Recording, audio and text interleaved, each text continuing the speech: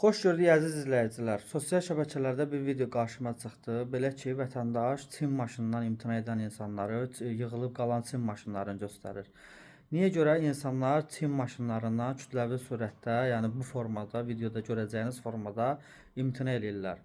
Sizcə Çin maşını almağa həqiqətən dəyməzmi? Həqiqətənmi Çin maşınından imtina etmək zamanıdır və hansı səbəblərə görə? Gəlin videoya baxaq və fikirlərimizi bildirək. Özləri Çin maşını sürməyib, cəmaata Çin maşını aldırdılar. Təriflədilər, reklam elədilər.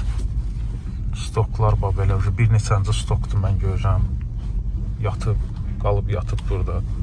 Çox güman ki, mayasına da verərlər. Cəmaatın pulunu batırdılar burada.